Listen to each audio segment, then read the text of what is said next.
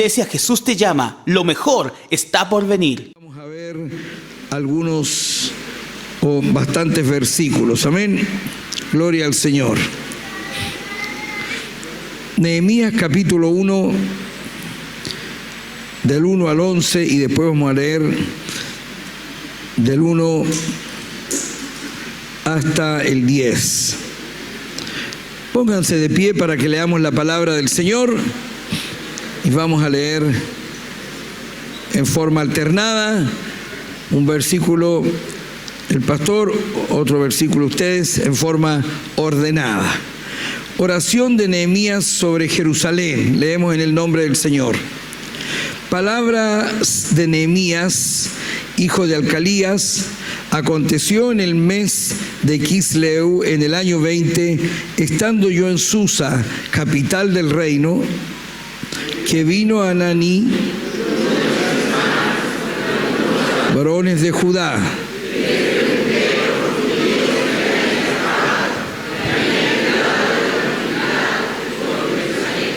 y me dijeron: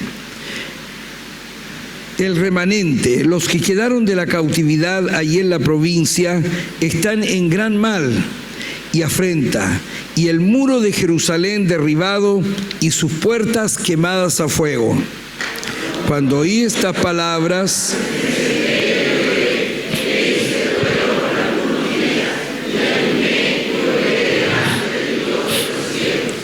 y dije: te ruego, Jehová, Dios de los cielos, fuerte, grande y temible, que guarda el pacto y la misericordia a los que le aman y guardan sus mandamientos.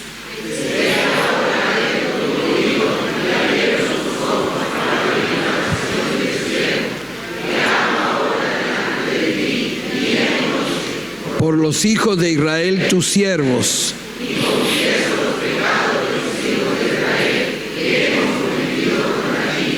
Sí, yo y la casa de mi padre hemos pecado. En extremo nos hemos corrompido contra ti y no hemos guardado los mandamientos, estatutos y preceptos que diste a Moisés tu siervo. Que diste a Moisés tu siervo.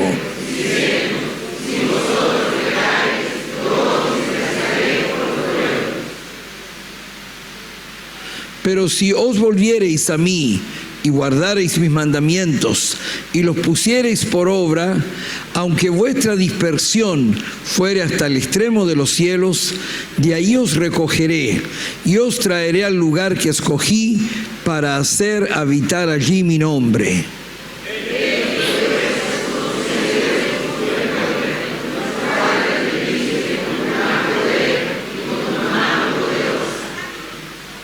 Te ruego, Jehová, esté ahora atento tu oído a la oración de tu siervo y a la oración de tus siervos, quienes desean reverenciar tu nombre.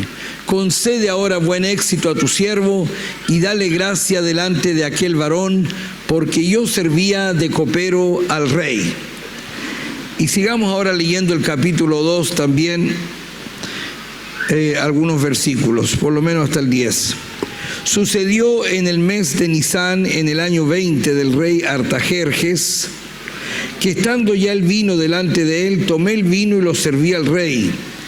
Y como yo no había estado antes triste en su presencia,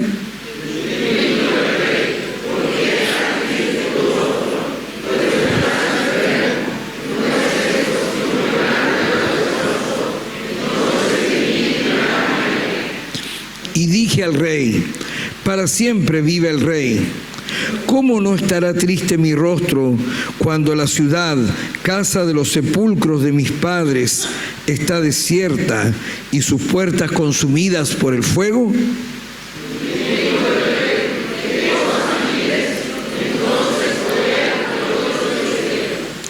Y dije al rey: si le place al rey y a tu siervo, y tu siervo ha hallado gracia delante de ti, envíame a Judá, a la ciudad de los sepulcros de mis padres, y la reedificaré.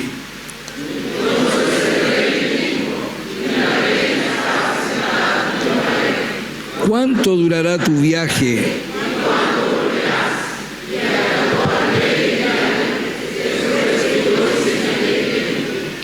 Además dije al rey, si le place al rey que se me den cartas para los gobernadores al otro lado del río, para que me franqueen el paso hasta que llegue a Judá.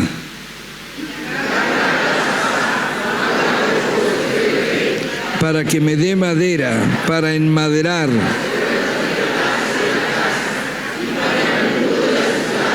Y la casa en que yo estaré.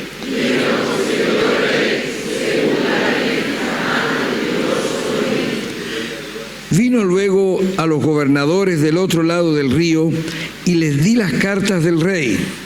Y el rey envió conmigo capitanes del ejército y gente de a caballo.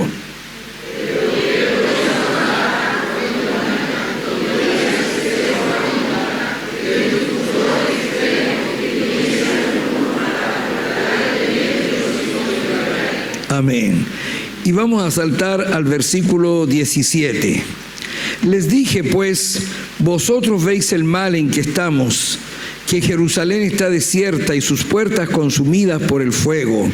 Venid y edifiquemos el muro de Jerusalén y no estemos más en oprobio. 18.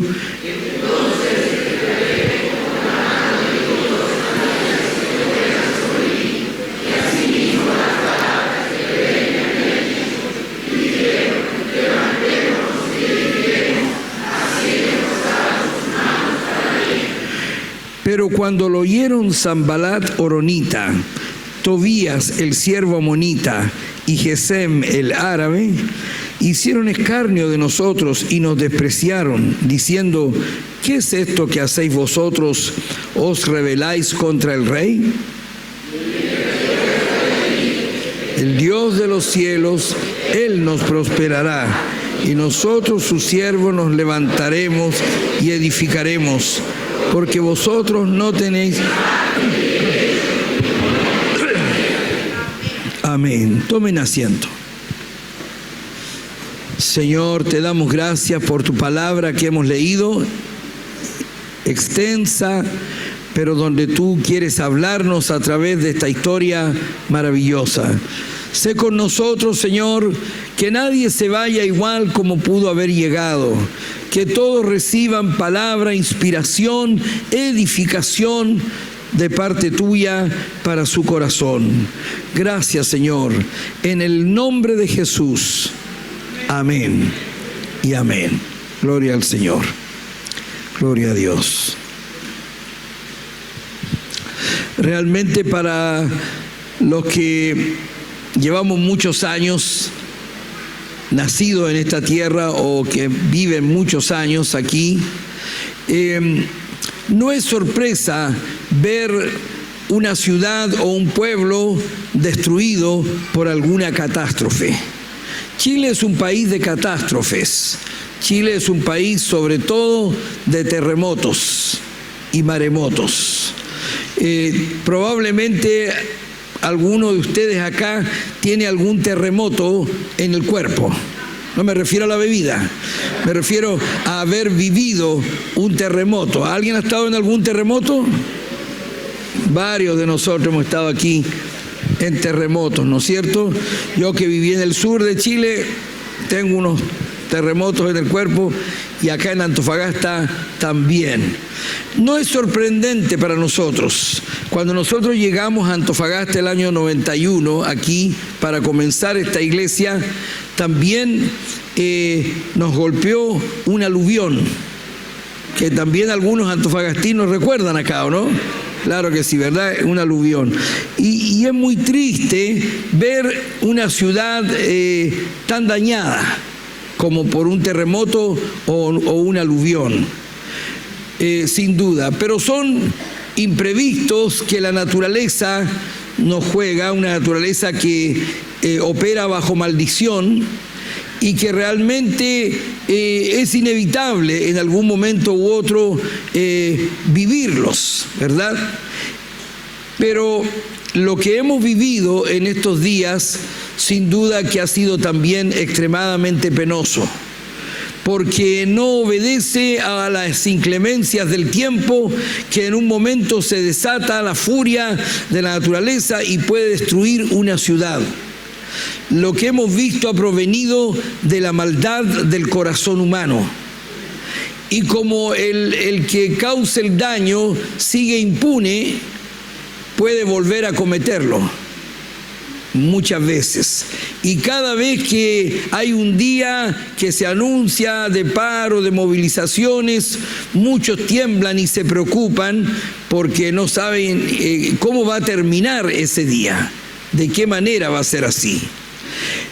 Nehemías tuvo, el varón que escribe aquí la palabra del Señor, tuvo la experiencia de saber que la ciudad de sus padres, porque él no había nacido allí, ya llevaban más de 70 años de cautiverio. Realmente habían tenido 70 años de cautiverio los israelitas, los judíos en Babilonia, y algunos de los judíos, después que se les permitió a los 70 años de cautiverio, volvieron a su tierra, encabezados por un escriba llamado Esdras. Esdras trató de reconstruir, comenzó tratando de reconstruir el templo y algunas casas, pero realmente todavía, cuando se cree que ya han pasado 100 años del cautiverio, o sea, 30 años desde que volvieron los primeros judíos a su tierra, donde no se ha reconstruido mayormente la ciudad. Y los muros, que eran tan importantes, como vamos a ver ahora, los muros estaban todavía derribados y habían sido las puertas de la ciudad quemadas. Habían distintas puertas en esa ciudad y todas quemadas. Entonces, Nehemías sentía un gran dolor, una gran carga, que tal vez nosotros podemos entender hoy día, al ver nuestra ciudad tan dañada, tan perjudicada, y donde nosotros no tenemos la total certeza de que ya se terminó el asunto y ya no va a sufrir más daño en la ciudad. No lo sabemos. Y esa incertidumbre, sin duda que nos atemoriza, nos da pena, nos angustia, ¿verdad? Por todo lo que eso implica también. Gente sufriendo, herida y tantas cosas. Nehemías sintió ese dolor por su tierra, por la tierra de sus padres, aun cuando él era de raza judía, pero no había venido con los cautivos, porque ya han pasado 100 años desde que se produjo el cautiverio. Pero nosotros podemos entender quizás mejor hoy día el sentir de Nehemías. Yo creo que a mí me ha pasado en lo particular que he entendido cómo quedan ciudades cuando hay un bombardeo en una ciudad. O por ejemplo podemos entender lo que ha vivido la nación de Siria, ¿cierto? Donde no hay nada, todo se viene abajo, todo colapsa. Años atrás escuché el testimonio de una dama que era niña en la Segunda Guerra Mundial en la ciudad de Hiroshima, Japón, cuando cayó la bomba atómica, destruyendo todo y sobre todo matando a tantas personas. Y ella decía que en una situación así es tan terrible porque ella tendría unos 8 años y murieron sus padres allí.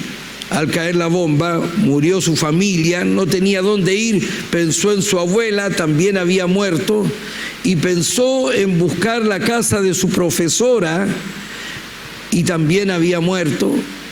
Y luego se le ocurrió, o la gente hablaba, vayamos, llevemos los heridos al hospital. No había hospital, no habían médicos, enfermeras, todos muertos, o la policía, tampoco había policía, ejército. ¿Qué puede hacer una niña de 8 años cuando no hay dónde volverse? Entonces a nosotros, cuando vemos nuestra ciudad mínimamente dañada, destruida, creo que nos hace pensar en lo que viven otros países, otras ciudades en tiempos de tragedia tan grande. ¿Están conmigo? ¿Verdad? Y Nehemías estaba en esa situación. Aunque él era un hombre que en el cautiverio de sus padres, él había prosperado y había llegado a ser copero del rey, estaba bien colocado. El copero del rey era una persona que trabajaba sirviendo el vino al rey, y el asunto es que él, aparte de prepararlo, tenía que probarlo, porque si el copero caía muerto, lo habían tratado de envenenar al rey. Entonces, para asegurarse, había un copero, ¿verdad? Había un copero. A veces yo pruebo algo, una fruta, y le encuentro un sabor extraño y le digo a mi esposa que lo pruebe. Y ella me dice, yo soy tu copero, me dice. Pero el asunto es que el rey, él tenía a Nehemías que probaba el vino, la copa del rey. Estaba bien colocado, trabajaba en el palacio, estaba cómodo, como cuando personas se van a vivir a otro país o nacieron en otro país y les ha ido bien. Podría no pensar en su tierra, podría no pensar en sus antepasados, su familia, pero él tenía una carga, su corazón tenía una carga por la ciudad de sus padres, porque no era solamente la ciudad de sus padres, sino que era la ciudad de la casa de David. Era el centro de la religión judía, era el centro de donde emanaba la fe. Gracias a Dios que hoy día no tenemos una ciudad de donde emana la fe, mucho menos de Roma. Nuestra fe viene del cielo, amén. Nuestra ciudad es celestial, de ahí viene la fe del cristiano. El asunto es que él tenía esa carga, a pesar que estaba bien, y le dolió mucho en su corazón saber que la ciudad estaba derribada, los muros destrozados, las puertas quemadas por fuego. Entonces él dijo, yo tengo que hacer algo, pero este dolor en su corazón lo llevó en primer lugar a derramarse delante de Dios, a orar, a ayunar, muy compungido, muy contrito, a pedir ayuda a Dios. Cuando nosotros sabemos de un problema, la primera puerta que nosotros debemos golpear siempre es la del Señor. A veces tenemos la actitud contraria. A veces el último recurso es Dios. Preguntamos por aquí, por allá, pedimos acá y allá, y cuando nada ha resultado, miramos a Dios. Pero en el caso de Nehemías, él partió orando a Dios, entró en oración y ayuno, porque hay tiempos cuando no basta con orar, también hay que ayunar. El ayuno le da fuerza a nuestra oración, el ayuno le da respaldo, el ayuno le dice de alguna manera al Señor, anhelo tanto tu presencia, necesito tanto tu respuesta y mi bendición, que para mí el comer es secundario. Para mí el dormir es secundario, porque voy a pasar buscando tu rostro, voy a pasar orando. Así es que viene y Nehemías entra en un momento de oración, un tiempo de oración y ayuno, hasta que se le da la oportunidad de hablar con el rey. Y porque él siente la carga que él no solo debe orar, sino que él debe constituirse en la respuesta a su oración. Y así también tenemos que ser nosotros. Muchas veces oramos, pero también hay que constituirse en la oración. Hay que hacer algo, hay que constituirse en la respuesta a la oración, hay que hacer algo. Mucha gente ora porque hayan autoridades cristianas y oran, pero no van a votar. Y usted tiene que orar y tiene que ir a votar también. ¿Está conmigo?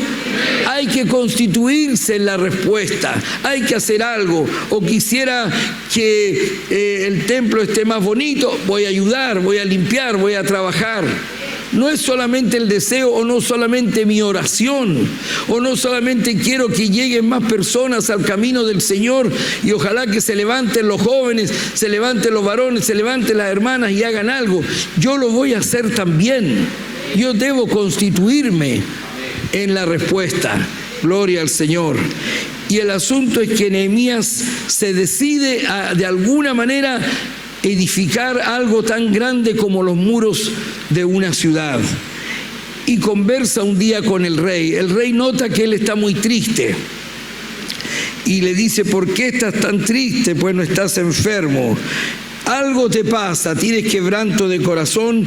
Y Nehemías le cuenta la historia que la ciudad, la casa de los sepulcros de sus padres está desierta y sus puertas consumidas por el fuego. Bueno, ¿y qué quieres? ¿Qué pides? ¿Qué necesitas?, le dice el rey. Y Nehemías le pide permiso para ir y reconstruir los muros.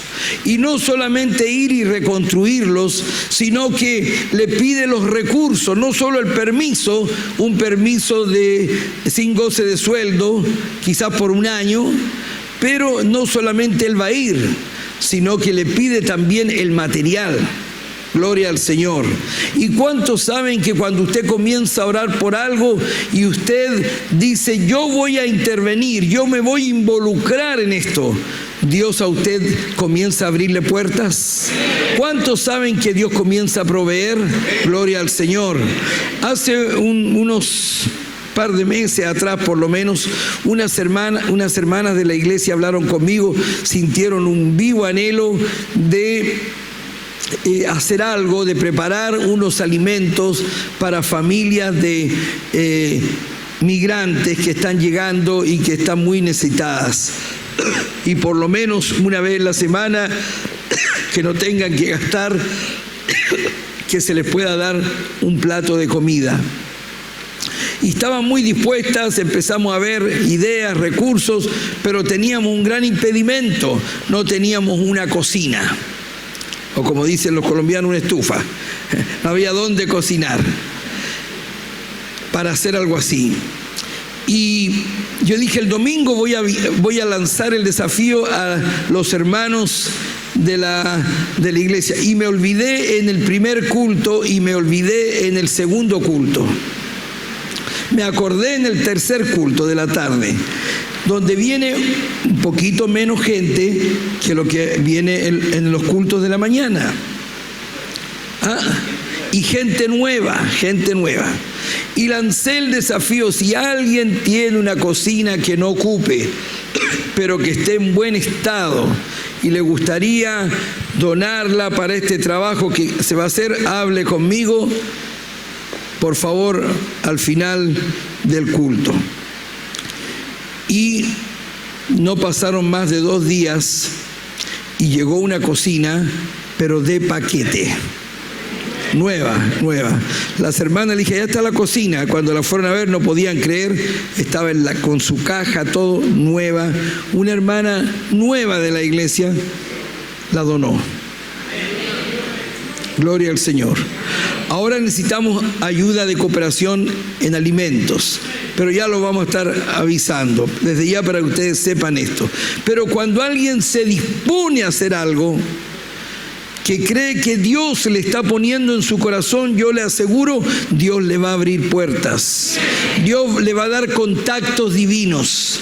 Dios va a tocar corazones, usted no se imagina, pero ese sueño tan grande que usted tiene de hacer algo grande para Dios, Dios abrirá puertas. ¿Cuántos lo toman esta mañana? ¿Cuántos lo creen? Créalo que así va a ser. Gloria al Señor. Nehemías se dispone a reconstruir los muros. Y aquí es donde voy a predicar. Lo demás ha sido la introducción, ¿verdad?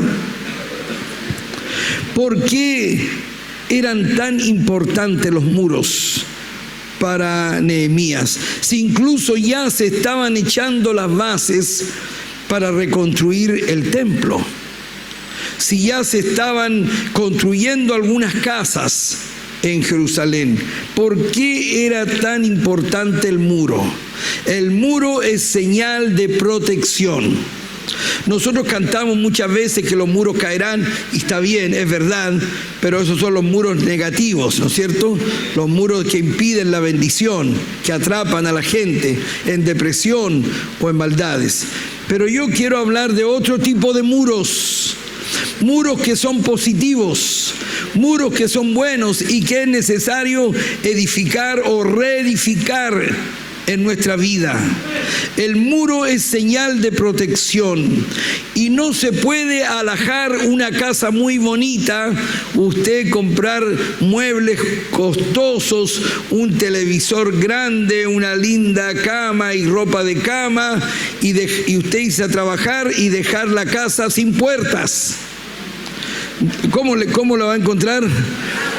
¿Verdad? O si tiene reja, no dejarla con llave, ¿verdad? Los muros son señal de protección. Usted no saca nada con adornar su casa y alhajarla si no hay muros, si no hay reja, si no hay puertas, si no hay ventana. No saca nada. El muro tiene una labor. No es lo más importante de la casa. Cuando usted quiere presumir ante alguien e invita a una persona a su casa para mostrarle la casita que Dios le dio, usted le muestra, ¿no es cierto?, el living, comedor, la cocina, le muestra el dormitorio, qué amplio, los closets que tiene, en fin, pero rara vez usted se jacta de la reja que tiene, ¿verdad? O del muro, ¿no es cierto? No es tan importante aparentemente, pero un muro es importante. ¿Están conmigo? Vamos a hablar de los muros. Hay muchas vidas, muchas familias que están sin muros o que los muros están derribados. Y hay vidas que están sufriendo lo indecible y el ladrón, que en la Biblia a Satanás se le llama el ladrón, que no viene sino para hurtar, matar y destruir, entra en esas vidas, entra en los hogares y destruye las familias. Hay muros que son muy importantes. En primer lugar, quiero hablar del muro de la cobertura física, emocional y espiritual de los padres sobre los hijos. Son bienaventurados los hijos que tienen un papá, una mamá, que aunque no tengan un sueldo elevado, pero que tienen un papá y una mamá que se preocupan de ellos, que los cuidan. ¿Están conmigo, no? Que los cuidan, que los protegen, que están pendientes de ellos, de sus necesidades. Qué tristeza más grande, niños que tienen que crecer solos, sin papá o sin mamá, que están librados a su suerte, que crecen en la calle o que crecen en cualquier lugar, pero no tienen padres o madres que se preocupen de ellos. Una vez hablando con una hermana extranjera, dijo que ella tenía una hija, pero que nunca la crió, que se la crió su mamá. Y yo le dije, ¿pero por qué hace usted eso y no echa de menos a su hija? No, es que es lo que me enseñaron. A mí tampoco me crió mi mamá, a mí me crió mi abuela. Y la dejó en otro país, sola, con una abuela anciana. Y con todo respeto lo digo, yo sé que hay un dolor grande de algunos extranjeros, madres extranjeras que sufren de dejar sus hijos, pero hay ahí una brecha que usted tiene que meditar y ponderar. Será mejor tener sus necesidades materiales suplidas y abandonar a su hija, a su hijo, hacer que su hijo crezca por años sin la presencia y la compañía de su papá o de su mamá. Hay hermanos que he conocido personas que no ven a su hijo hace 4 o 5 años. Es mucho tiempo, hermano. Los hijos necesitan de los padres y puede que usted no le dé todo lo que usted quisiera darle en lo material, pero si usted se preocupa, si usted los cuida, si usted los forma, si usted ora por ellos, si vela por su salud física, emocional y espiritual, usted está haciendo una gran obra. Usted está haciendo lo que Dios lo llamó a realizar. Lo material viene por añadidura. Gloria al Señor. Hay gente que no tuvo mucho en lo material, pero tiene tremendos recuerdos felices de padre y madre que los cuidaron, que los sacaron, que los llevaron a la playa, al río, al cerro, en fin, que los llenaron de felices y buenos recuerdos. Una famosa folclorista argentina, Mercedes Sosa, dijo que su vida fue signada en su niñez por la pobreza. Eran sumamente pobres, pero teníamos algo en común. éramos una familia unida y feliz. Y eso nos sostuvo en medio de la pobreza. Por eso que piense usted, los muros que no hay que derribar, que hay que mantener siempre sobre los hijos, piénselo, considérelo. Gloria al Señor. En segundo lugar, otros muros que pueden estar derribados en la vida de una familia, de una persona, son los principios morales. Qué importante es que haya muros de ley y de orden. Hoy día estamos viviendo días en nuestro país donde por momentos somos una ciudad sin ley.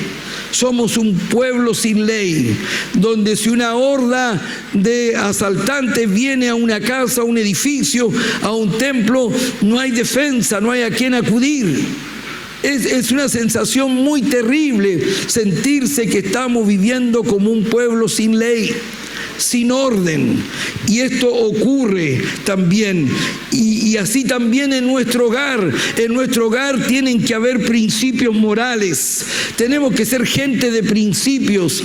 Tenemos que ser gente que tiene valores sólidos morales como la honradez, la pureza, la veracidad, la honestidad. Podemos tener poco o mucho, pero qué muro más grande cuando se ha enseñado en el hogar a decir la verdad, a ser correcto, a ser honesto, a vivir con leyes y con orden. Una anarquía jamás va a traer bendición a un país, y en un hogar tampoco. Tiene que haber orden, leyes y principios.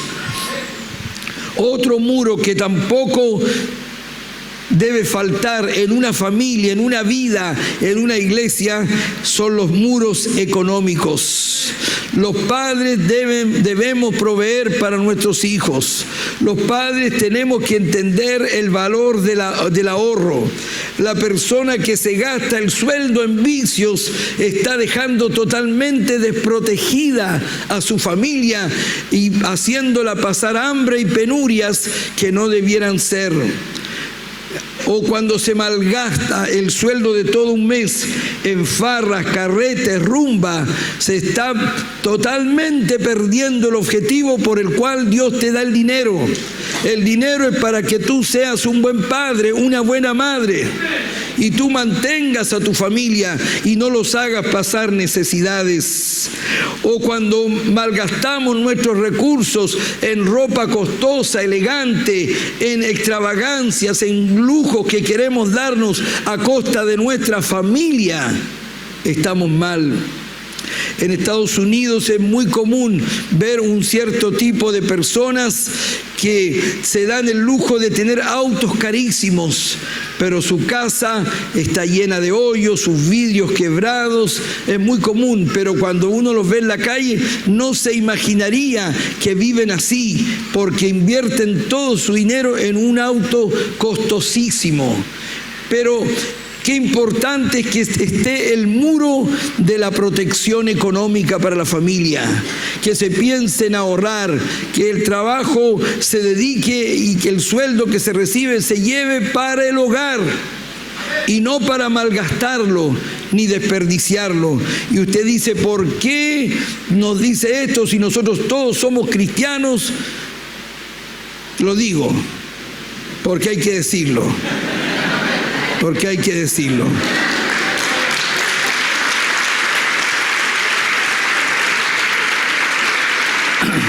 Gloria a Dios. Hay otro muro que también hay que reconstruir. Hermanos, que hay que levantar, que no puede faltar en un hogar. Está el muro bendito de la palabra de Dios, que pone límites contra la inmoralidad, que pone límites contra el adulterio, que pone límites contra la sodomía, que pone límites contra la fornicación. La palabra de Dios debe ser el centro del hogar. Es un muro tremendo, es una gran bendición poder crecer como niño, como niña desde pequeño con la influencia de la palabra, con haber acostumbrado a los niños a la iglesia, a respetar las cosas de Dios, a orar en tiempos de necesidad. Qué tremendo muro, qué bendiciones conocer la palabra de Dios. En la palabra de Dios están los principios para vivir rectamente y para vivir una vida de éxito. Ese muro tiene que levantarse en los hogares. Los padres tenemos que traspasar la palabra a los hijos. Tenemos que enseñarles la palabra de Dios. Si usted está pensando en regalar a su hijo algo esta Navidad, piense en un regalo cristiano. Tal vez le va a poder comprar aquello que él quiere o ella quiere, pero desde pequeño regálele una Biblia, enséñele la palabra, enséñele a orar en la noche, traspásele los valores de Dios. Es un muro tremendo de protección ante la vida, ante la maldad. En quinto lugar, un muro que no debe faltar, un muro protector que no debe faltar en un hogar, es la unidad familiar. La unidad. Cuando se cultiva la unidad, cuando el papá y la mamá se piden perdón muchas veces y están unidos, y cuando le enseñan a los hijos a pedirse perdón entre ellos, o ir donde la mamá y pedirle perdón, o donde el papá y pedirle perdón, y se mantiene la unidad en la familia, eso es una gran bendición. Es un muro protector muy grande, gloria a Dios. Lo mismo ocurre en una congregación, cuando la iglesia está unida. Aunque vengan muchos ataques del enemigo, esa iglesia va a permanecer porque está unida, gloria al Señor. Pueden venir muchas embestidas del enemigo en contra de una congregación, pero si hay unidad espiritual, unidad doctrinal, unidad de solidaridad también con el que sufre, Dios seguirá protegiendo y bendiciendo a la iglesia. Pero si hay rencor y amargura, estamos abriendo brechas, estamos abriendo grietas como iglesia o como familias. Y la unidad es muy importante. Mire lo que está pasando con nuestro país. ¿Por qué se está autodestruyendo? Porque no hay unidad. Y una casa dividida contra sí misma no va a permanecer. Tiene que darse la unidad en nuestro país. Tiene que darse la reconciliación y el perdón. La frase ni perdón ni olvido es un callejón sin salida que no lleva a ningún lugar. Y para que haya unidad, muchas veces hay que ceder, hay que perdonar y hay que pedir perdón. Ese muro es tan importante, gloria al Señor.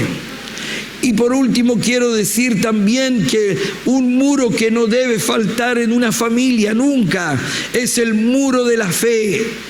La familia tiene que creer, no solo creer en Dios, sino que creerle a Dios, lo que Dios ha prometido, lo que Dios dice en su palabra, gloria al Señor.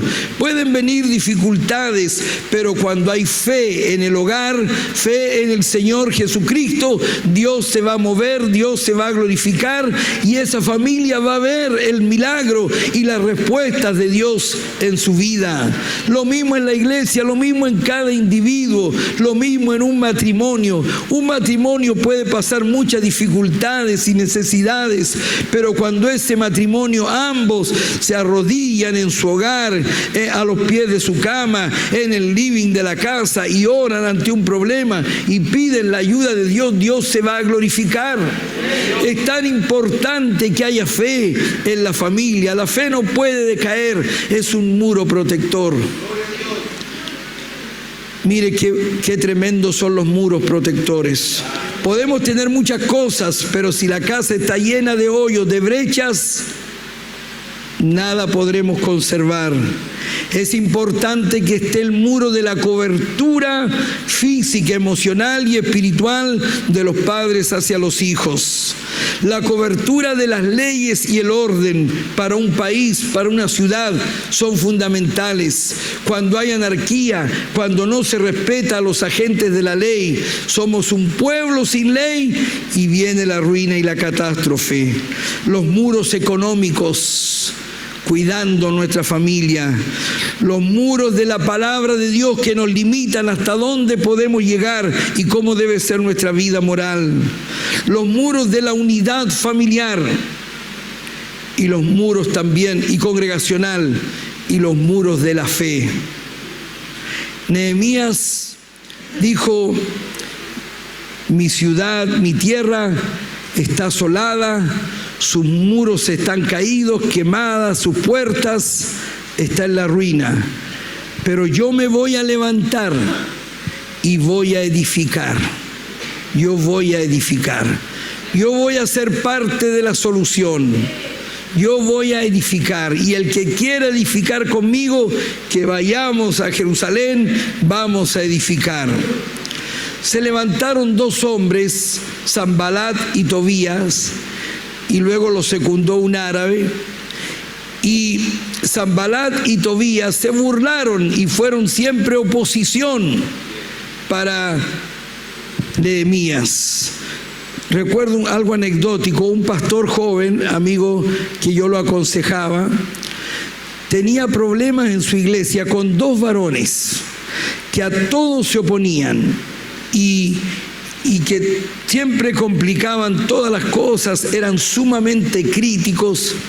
Y un día sábado tuvo una reunión con ellos donde le dijeron de todo al pobre pastor, que tendría unos 32, 33 años, y eran hombres mayores, lo trataron muy mal. Y al día siguiente, de todos los pasajes que hay en la Escritura, mi querido amigo joven pastor se le ocurrió predicar sobre Sanbalat y Tobías, dos arteros varones que impedían la construcción del muro, y dijo también así: a veces se levantan Sanbalat y Tobías en la iglesia e impiden que hagamos la obra del Señor. Bueno, los hermanos, que no se llamaban Sanbalat y Tobías, sino que tenían otros nombres, terminado el culto, se fueron y nunca más volvieron. Claro. Pero podría haber hablado otra cosa, pero justo predicó de eso. Por lo que siempre un predicador tiene que tener cuidado de no ventilar su corazón desde el púlpito, sino que tiene que oír al Señor y hablar lo que Dios quiere que se diga. Amén. Esto es un tip para los predicadores. Pero se levantaron estos hombres a oponerse, y siempre va a ser así. Pero ellos no dejaron, no le hicieron caso, no escucharon sus voces. Se van a levantar gente que te diga: tú estás criando a tu familia en forma muy estricta, muy antigua, pero qué atrasado eres. Dale libertad a tu hijo, dale libertad a tu hija. O te van a criticar: ¿y por qué los traes a la iglesia todos los domingos si tienen 5 y 6 años? Déjalo que ellos tengan su religión más adelante cuando quieran. ¿Usted los deja que los niños crezcan sin lavarse los dientes? ¿O usted los hace lavarse los dientes hasta que después se lavan solos? Acostúmbrelos a la casa de Dios, tráigalos, y cuando grandes no se van a apartar de la casa del Señor.